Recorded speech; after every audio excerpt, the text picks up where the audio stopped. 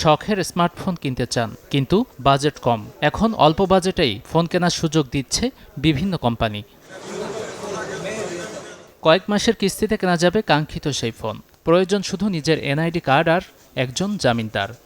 আমাদের হয়তো অল্প স্বল্প রুজি কামাই করি, যাতে আমরা কিস্তিতে একটা ফোন নিতে পারি, এই জন্য আসছি। ওনাদের সাথে আমরা আরও আগেও নিছি, এখনও নিতেছি, ভালোই। ফোন দাম ছিল 33,000 টাকা, তো এখন পরে কিনছিলাম, পরে ডাউন পেমেন্ট তো হয়েছে 6,500 টাকা। তো সেক্ষেত্রে পরে আমি এটা নিচ্ছি, নেওয়ার পরে প্রতি মাসে 4,300 করে 200 করে এরকম সামথিং আসতো। রাজধানীর মোহাম্মদপুর আল্লাহ করিম সুপারমার্কেট, এখান থেকে অনেকেই কিস্তিতে কেনেন স্মার্টফোন। মাত্র 15 থেকে 20% পেমেন্ট করে 4 থেকে 6 মাসের কিস্তিতে স্মার্টফোন নিচ্ছেন অনেকেই। পাওয়া যাবে সর্বোচ্চ 80,000 টাকার ফোন।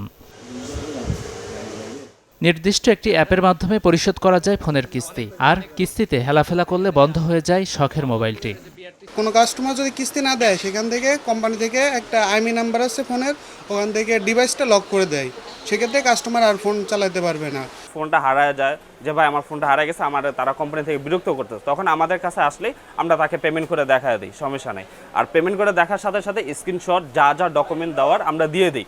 এখানে কোনো 2 নাম্বারে হাত বা টাকা মার যাওয়া বা আসে না টাকা দিছে কিন্তু আমরা টাকা জমা দেই না, এখানে কোনো ধরনের কোনো 2 নাম্বারে কোনো জালিয়াতি নাই। তবে বিক্রেতাদের কারো কারো অভিযোগ, লাভের পরিমাণ বেশি রাখছে কোম্পানিগুলো, মুনাফা কম পাচ্ছেন তারা।